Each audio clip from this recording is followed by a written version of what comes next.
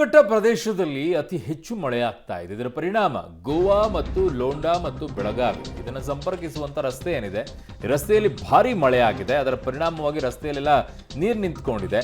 ಆ ನೀರನ್ನು ಕೂಡ ಲೆಕ್ಕಿಸದೇನೆ ಈಗ ಏಕಾಏಕಿಯಾಗಿ ಬೈಕು, ಕಾರು, ಟ್ರ್ಯಾಕ್ಟರ್ ಎಲ್ಲವೂ ಕೂಡ ಅಲ್ಲಿ ಓಡಿಸ್ಕೊಂಡು ಹೋಗಿದ್ದಾರೆ. ಟ್ರ್ಯಾಕ್ಟರ್ ಪಲ್ಟಿ ಆಗಿದೆ. ಬಟ್ ಅದರಲ್ಲಿ ಆ ನೀರಲ್ಲಿ ಕಾರ್ ಚಾಲನೆ ಹೇಗೆ ಮಾಡ್ತಾ ಇದ್ರಪ್ಪ ಅರ್ಥನೇ ಆಗ್ತಾ ಇಲ್ಲ. ಅಪಾಯ ಲೆಕ್ಕಿಸಿದೆ ನೋಡಿ. ಅಲ್ಲಿ ಕಾರ್ ನಿಂತ್ಕೊಂಡು ಹೋಗ್ಬಿಡುತ್ತೆ, ಬೈಕು ನಿಂತ್ಕೊಂಡು ಹೋಗ್ಬಿಡುತ್ತೆ. कैसा फील हो रहा है तुमको पानी में जाते हुए? कैसा?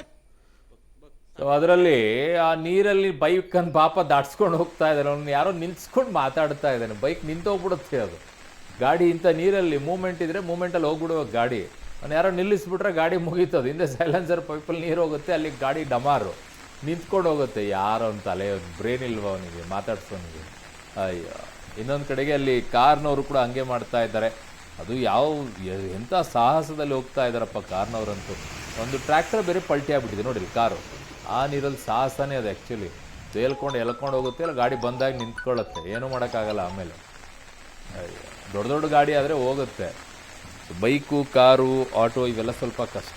ಉತ್ತರ ಕನ್ನಡ ಜಿಲ್ಲೆಯಲ್ಲಿ ಮಳೆಯ ಪ್ರಮಾಣ ಕಡಿಮೆಯಾಗಿದೆ, ಆದರೆ ಗುಡ್ಡ ಕುಸಿತ ಪ್ರಕರಣಗಳು ಮಾತ್ರ ಹೆಚ್ಚಾಗ್ತಾ ಹೋಗ್ತಾ ಇದೆ.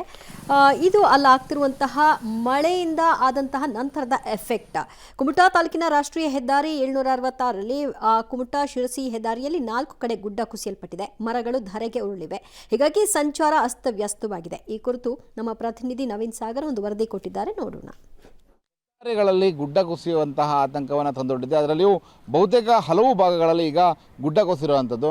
ನಾವಿವತ್ತು ರಾಷ್ಟ್ರೀಯ ಹೆದ್ದಾರಿ 766E ಯಲ್ಲಿದ್ದೀವಿ. ಇದು ಕುಮಟಾದಿಂದ ಶಿರ್ಸಿ ಭಾಗಕ್ಕೆ ಕನೆಕ್ಟ್ ಮಾಡುವಂಥ ಒಂದು ರಸ್ತೆ. ಇಲ್ಲಿ ಕಳೆದ 4 ವರ್ಷದಿಂದನೂ ಕೂಡ ಆ ಹೆದ್ದಾರಿಯ ಕಾಮಗಾರಿ ನಡೀತಾ ಇರೋವಂಥದ್ದು.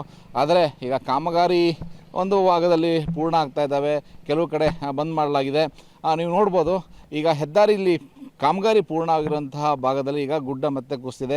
ಒಂದು ಭಾಗದ ರಸ್ತೆ ಸಂಪೂರ್ಣವಾಗಿ ಮಣ್ಣಿನಿಂದ ಕುಸಿದು ಮರಗಳು ಕೂಡ ಬಿದ್ದಿದ್ದಾವೆ. ಸುಮಾರು ಈ ಭಾಗದಲ್ಲಿ ಈಗ 4-5 ಕಡೆ ಗುಡ್ಡ ಕುಸಿದಿರುವಂಥದ್ದು. ನಿಮಗೆ ಇನ್ನೊಂದು ಭಾಗವನ್ನು ಕೂಡ ತೋರಿಸ್ತೇನೆ, ಯಾಕಂದರೆ ಮಳೆ ನಿರಂತರವಾಗಿ ಇರ್ತದೆ. ಜೊತೆಗೆ ಗುಡ್ಡ ಕುಸಿತದ ಆತಂಕ ಕೂಡ ಹೆದ್ದಾರಿಯ ಭಾಗದಲ್ಲೇ ಹೆಚ್ಚಾಗಿರುವಂಥದ್ದು. ನೀವು ನೋಡ್ಬೋದು ಆ ಭಾಗದಲ್ಲಿ. ಇನ್ನೊಂದು ಕಡೆಯೂ ಕೂಡ ಈಗ ಹೆದ್ದಾರಿಯಲ್ಲಿ ಕುಡಿದಿರುವಂಥದ್ದು, ವಿದ್ಯುತ್ ಲೈನ್ಗಳಿರ್ಬೋದು, ಇವೆಲ್ಲವೂ ಕೂಡ ಈಗ ಹಾನಿಯಾಗಿರುವಂಥದ್ದು. ಸದ್ಯದ ಮಟ್ಟಿಗೆ ಈ ಭಾಗದಲ್ಲಿ ಈಗ ನಿರಂತರ ಮಳೆ ಹೆಚ್ಚಾಯಿತು ಅಂತಂದರೆ ಬಹುತೇಕ ಹಲವು ಭಾಗಗಳಲ್ಲಿ ಗುಡ್ಡ ಕುಸಿದಿದೆ. ಸದ್ಯ ಒಂದು ಭಾಗದಲ್ಲಿ ಈಗ ರಸ್ತೆ ಸಂಪರ್ಕಕ್ಕೆ ಯಾವುದೇ ಸಮಸ್ಯೆ ಇಲ್ಲ. ಆದರೆ ಇನ್ನೂ ಹೆಚ್ಚಿನ ಗುಡ್ಡ ಕುಸಿದರೆ ಇಲ್ಲಿ ರಸ್ತೆ ಸಂಪರ್ಕ ಕೂಡ ಕಟ್ಟಾಗುವಂತಹ ಸಾಧ್ಯತೆ ಇದ್ದಾವೆ. ಇನ್ನು ನೀವು ನೋಡ್ಬೋದು, ಈ ಭಾಗದಲ್ಲಿ ಈಗ ಏಕಮುಖ ಸಂಚಾರಕ್ಕೆ ಈಗ ರಾಷ್ಟ್ರೀಯ ಹೆದ್ದಾರಿಯಲ್ಲಿ ಅವಕಾಶವನ್ನು ಮಾಡಿಕೊಡಲಾಗಿದೆ. ಇನ್ನೂ ಹೆಚ್ಚಿನ ಮಳೆ ಬಂತು ಅಂತಂದರೆ ಸಾಕಷ್ಟು ಅನಾಹುತಗಳು ಈ ಭಾಗದಲ್ಲಿ ಆಗುವಂಥದ್ದು. ಕಳೆದ 4-5 ವರ್ಷದಿಂದ ಈ ಭಾಗದಲ್ಲಿ ಸಾಗರಮಾಲಾ ಯೋಜನೆ ಅಡಿ ಇಲ್ಲಿ ಕಾಮಗಾರಿಯನ್ನು ಕೈಗೊಳ್ಳಲಾಗಿತ್ತು. ಈ ಹಿಂದೆ ಜಿಲ್ಲಾಧಿಕಾರಿಗಳು ಕೂಡ ಒಂದು ಆದೇಶವನ್ನು ಮಾಡಿದರು. ಕಾಮಗಾರಿಯನ್ನು ವೇಗವಾಗಿ ಮುಗಿಸ್ಲಿಕ್ಕಾಗಿ ಈ ಹೆದ್ದಾರಿಯನ್ನು ಸಂಪೂರ್ಣವಾಗಿ 2 ತಿಂಗಳ ಕಾಲ ಬಂದ್ ಮಾಡಬೇಕು ಅನ್ನುವಂತಹ ಒಂದು ಆದೇಶವನ್ನು ಮಾಡಿದರು. ಆದರೆ ಜನರ ಒಂದು ಒತ್ತಾಯದ ಮೇರೆಗೆ ಬಂದ್ ಮಾಡಲು ಆದೇಶವನ್ನು ನೀಡಿದ್ದನ್ನು ಮತ್ತೆ ಹಿಂಪಡೆದಿದ್ದು. ಆದರೆ ಇದೀಗ ಮತ್ತೆ ಈ ಭಾಗದಲ್ಲಿ ಈಗ ಬಂದ್ ಮಾಡುವಂತಹ ಸಾಧ್ಯತೆಗಳಿದ್ದಾವೆ. ಯಾಕಂತಂದರೆ ಕಾಮಗಾರಿ ಶೀಘ್ರದಲ್ಲಿ ಮುಗಿದ್ರೆ ಹೆದ್ದಾರಿಯಲ್ಲಿ ಓಡಾಡುವಂತಹ ವಾಹನಗಳಿಗೂ ಕೂಡ ಸುಗಮವಾಗಿ ಅನುಕೂಲ ಆಗ್ತದೆ. ಆದರೆ ಭಾಗದಲ್ಲಿ ಹೋಗುವಂತಹ ಸಂಪೂರ್ಣ ರಸ್ತೆ ಏನಿದೆ ಎಲ್ಲವೂ ಕೂಡ ಅಕ್ಕಪಕ್ಕದಲ್ಲಿರುವಂಥ ಗುಡ್ಡಗಳೇ ಹೆಚ್ಚಾಗಿರುವಂಥದ್ದು, ಮರಗಳು ಹೆಚ್ಚಾಗಿದ್ದಾವೆ. ಈಗ ಹೆದ್ದಾರಿನ ಅಗಲೀಕರಣ ಮಾಡಿದಾಗ ಸ್ಟ್ರೆಂಚನ್ನು ಹೊಡೆದಿದ್ರು, ಏನಂದರೆ ಗುಡ್ಡದ ಭಾಗದಲ್ಲಿ ಮಣ್ಣನ್ನು ತೆಗೆದಿದ್ರು. ಆದರೆ ಇದೀಗ ನೀವು ನೋಡ್ಬೋದು, ಇಲ್ಲಿ ಮಣ್ಣನ್ನು ತೆಗೆದ ಭಾಗದಲ್ಲಿ ಈಗ ಮತ್ತೆ ಮರಳಿ ಗುಡ್ಡ ಕುಸಿತಾ ಇರುವಂಥದ್ದು. ಮತ್ತಷ್ಟು ಮಳೆ ಆದರೆ ಇಲ್ಲಿ ಮರಗಳು ಬೀಳ್ತವೆ, ಮಣ್ಣುಗಳು ಕುಸಿತವೆ, ಸಾಕಷ್ಟು ಅನಾಹುತ ಆಗುವಂತಹ ಸಾಧ್ಯತೆಗಳಿರುವಂಥದ್ದು.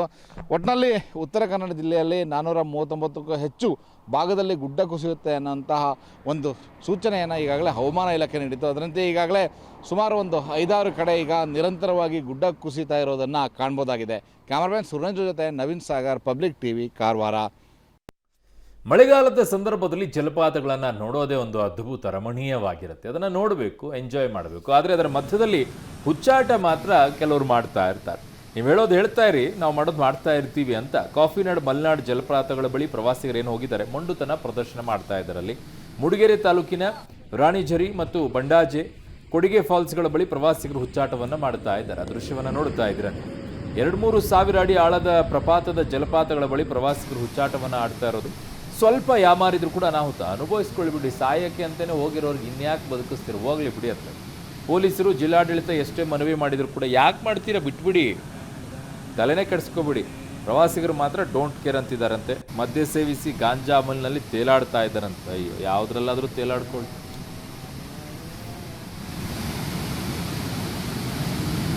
ಆಯ್ತು ಬಾ.